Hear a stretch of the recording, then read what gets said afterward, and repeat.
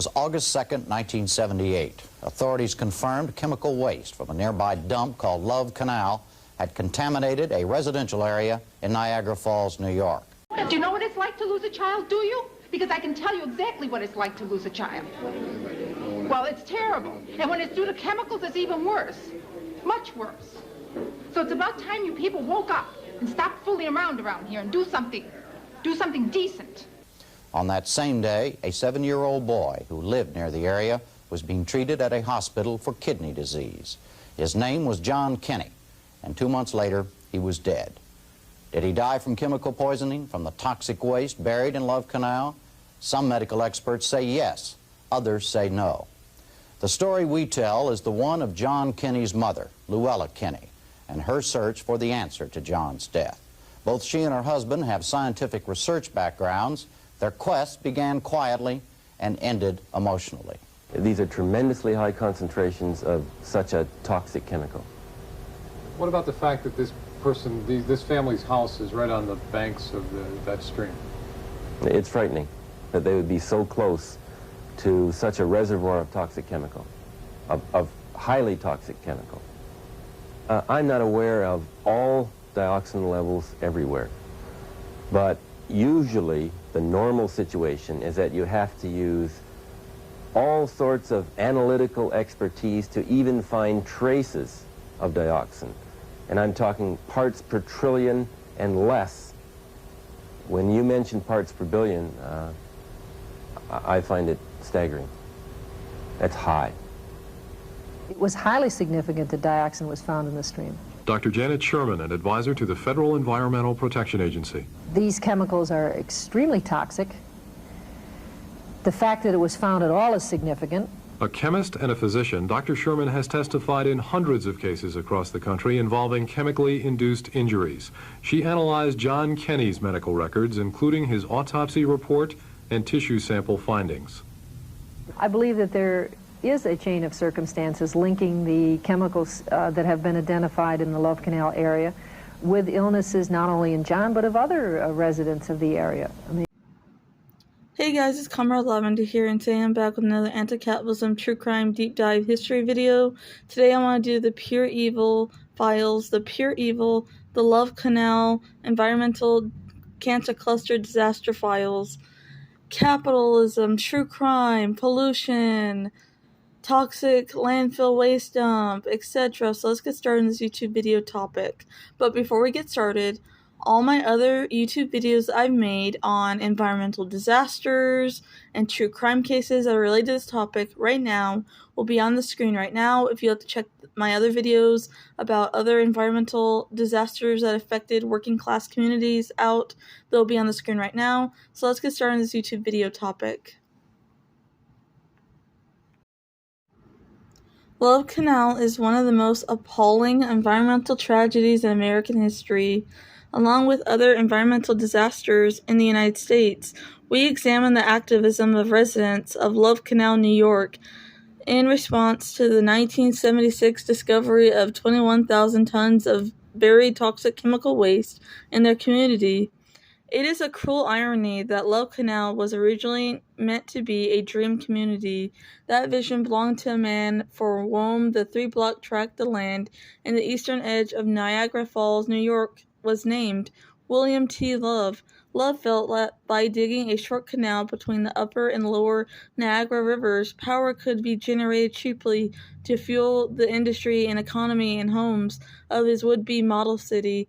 But despite considerable backing, Love's project was unable to endure the 1-2 punch of fluctuations in the economy and Nikola Tesla's discovery on how to economically transmit electricity over great distances by means of altering current. By 1910, his dream was shattered. All that was left was to commemorate Love's hope was a partial ditch where construction of the canal had begun. In the 1920s, the seeds of genuine nightmare were planted. The canal was turned into an industrial chemical landfill pollution dump site. At the time, the dangers of chemical waste were almost entirely unknown. Far from being alarmed or even wary of living next to a major chemical producer, The city's residents were delighted at the medical and other developments that the chemical industry is bringing in.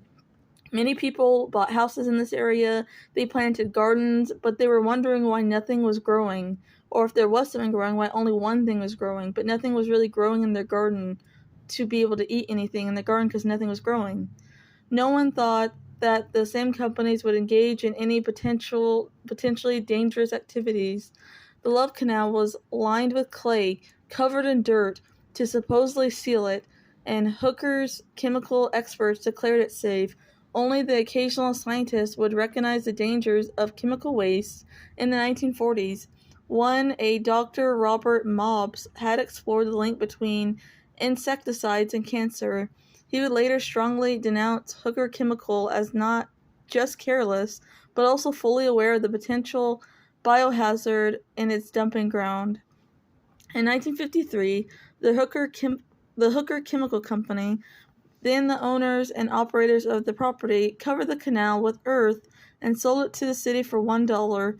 In the late 1950s, about 100 homes and a school were built on top of the site. Perhaps it wasn't William T. Love's model city, but it was solid working-class community for a while anyways.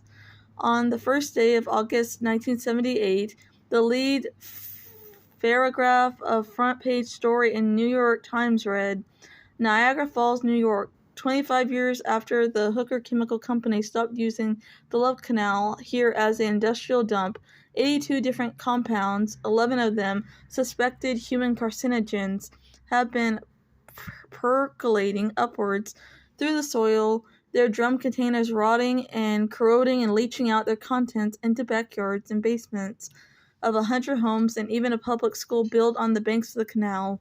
In the article prepared for February 1978, EPA Journal wrote, regarding chemical dump sites in general, that even some of the landfills have been closed down. They may stand like ticking time bombs. Just a month later, Love Canal exploded. The explosion was triggered by a record amount of rainfall. There, shortly after, the leaching begun. Corroding toxic waste barrel disposal drums could be seen breaking up through the grounds of backyards. Trees and gardens were turning black and dying. One entire swimming pool had been popped up from its foundation, afloat now in a small sea of rainbow-slick chemicals. Puddles of noxious substances were pointed out by the residents. Some of these puddles were in their yards, some were in their basements, others were on the school grounds. Everywhere the air had a faint, choking chemical smell. Children returned from play with burns on their hands and faces. Then there were birth defects. The New York State Department of Health continuing an investigation into a disturbingly high number and amount of rate of miscarriages, along with 5 birth defect cases detected thus far in the area.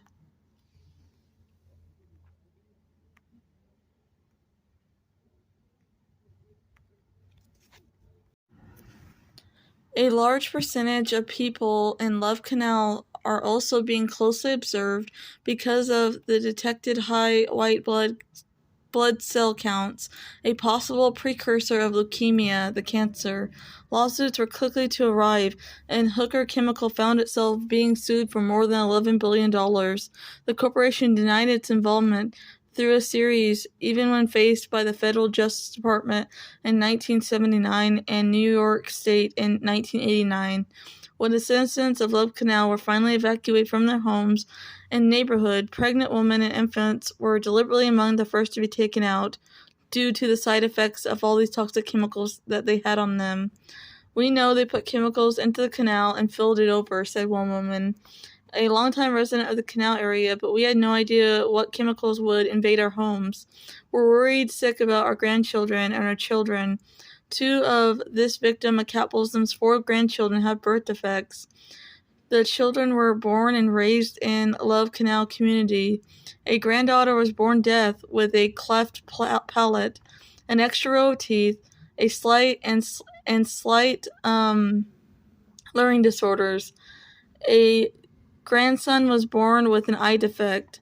One of the chemicals which compromise the brood steeping through the ground and into homes at Love Canal.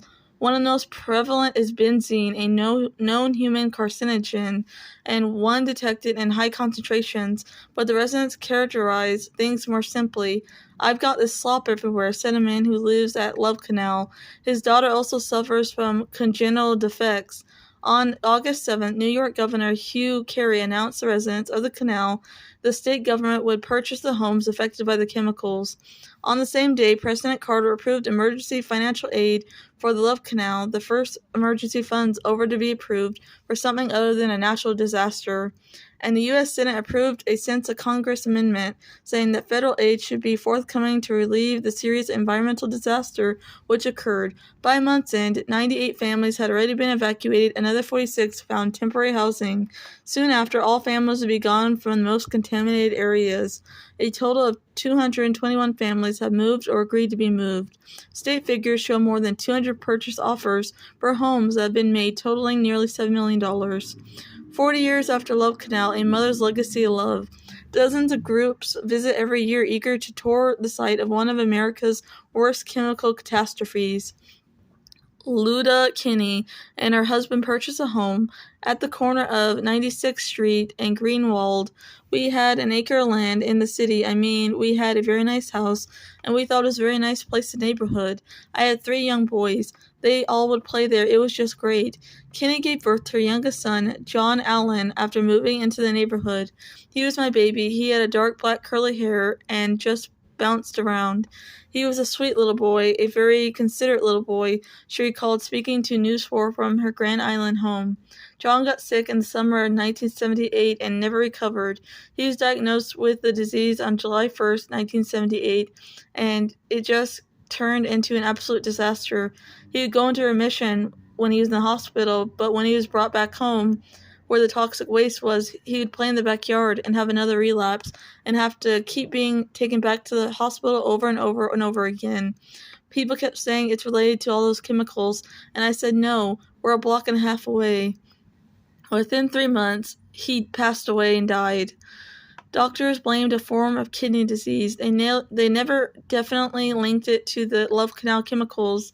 The young mother remembers reaching out to anyone who would listen and pleading for help. "My backyard was highly contaminated. It had 32 parts per billion of dioxin they found in their backyard, which can be seen in Agent Orange.